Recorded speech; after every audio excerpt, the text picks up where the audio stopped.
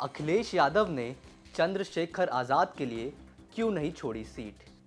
आपको बताने जा रहे हैं ऐसी इनसाइड स्टोरी जिसको सुनकर तमाम विपक्षी दलों से सहानुभूति रखने वाले थोड़ा हैरान हो जाएंगे। दरअसल अखिलेश यादव ने नगीना में उम्मीदवार उतार दिया, ये तो सभी जानते हैं।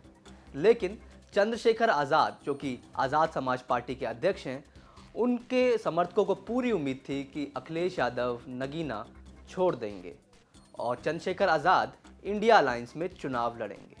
लेकिन फिर ऐसा क्या हो गया जिस कारण अखिलेश यादव ने चंद्रशेखर के लिए सीट नहीं छोड़ी। हमारे जो सूत्र हैं उन्होंने 3-4 बड़ी बातें बताई हैं जिस कारण चंद्रशेखर के लिए अखिलेश यादव राज़ी नहीं हुए।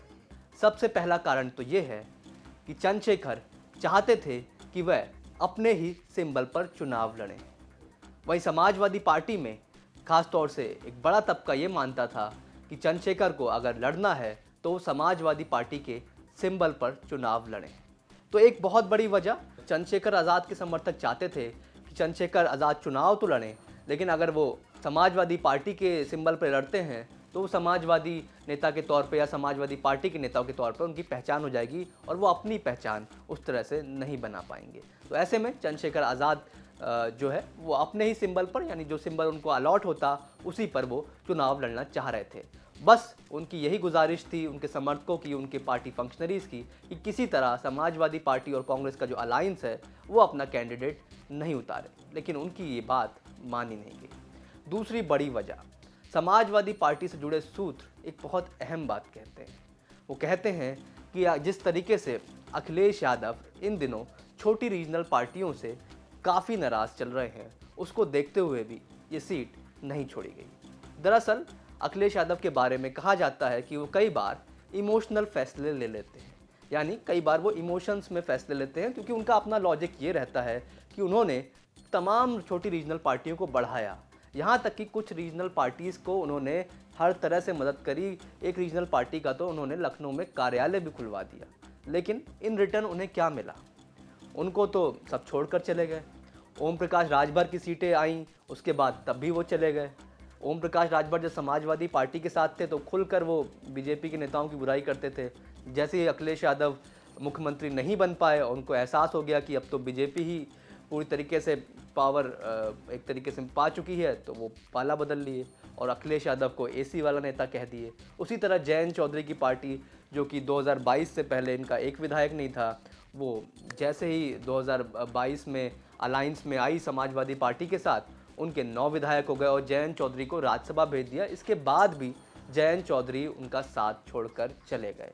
उसी तरह पल्लवी पटेल, जो कि समाजवादी पार्टी के सिंबल पर विधायक बनी, उन्होंने राज्यसभा चुनाव से पहले जिस तरीके के बयान दिए, उससे अखिलेश यादव बहुत आहत हो गए। अखिलेश यादव को ऐसा लगता है कि छोटी पार्टियों को इस तरह से हम लोग बढ़ा तो देते हैं, एक बड़ा प्लेटफॉर्म दिलवा तो देते हैं, लेकिन बाद में या तो ज़्यादातर हमें ब्लैकमेल करने लगते हैं या हमारा साथ छोड़कर चले जाते हैं। समाजवादी पार्टी से जुड़े सूत्रों की माने तो चंद्रशेखर आज़ाद पर भी उनको ऐसा डाउट था, क्योंकि 2022 इलेक्शन से पहले भी आज़ाद समाज पार्टी समाजवादी पार्टी के साथ अलायंस करने जा रही थी, यानी लगभग अलायंस वो तय हो गया था। लेकिन अंतिम समय में चंद्रशेखर आज़ाद को एक फ़ोन आता है और वो अलायंस वहीं तोड़कर चले जाते हैं। ये कहते हैं कि एक बहुत इंपॉर्टेंट फ़ोन आया है, उनको जाना पड़ेगा। सूत्रों की माने तो कांग्रेस के एक नेता का उस वक्त फ़ोन आया था, तो उसके बाद चंद्रशेखर आज़ाद को लगा था कि उनका अलायंस तो अब कांग्रेस पार्टी के साथ हो जाएगा। लेकिन वो अलायंस वहाँ भी नहीं हुआ और वहीं वो अखिलेश यादव का भी साथ छोड़ के चले गए। अखिलेश यादव ने वो बात दिल पर ले ली। एक और वजह हम आपको बता रहे हैं, एक ट्रस्ट, एक तो एक अहम वजह थी, ट्रस्ट से जुड़ी एक और वजह थी, वो ये कि अखिलेश यादव ये बात जानते हैं कि चंद्रशेखर आज़ाद अभी भी जयंत चौधरी के करीबी हैं। वहीं अखिलेश यादव इस बात को लेकर बहुत हर्ट हैं, जिस तरीके से जयंत चौधरी ने उनका साथ छोड़ा, जिस तरीके से पल्लवी पटेल के बयान आए। वहीं महान दल और दूसरी जो पार्टियां, छोटी पार्टियां जिनको उन्होंने बढ़ाया, उन्होंने उनके बारे में टिप्पणियां करनी शुरू कर दी।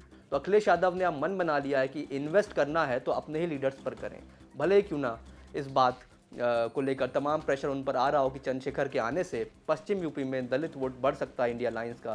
लेकिन अखिलेश यादव का मानना है कि दलित लीडरशिप भी अब अपनी ही पार्टी से बढ़ाई जाएगी, यानी उनको ये बात को लेकर बहुत क्लैरिटी है कि वोट तो दो ही तरफ पड़ेगा।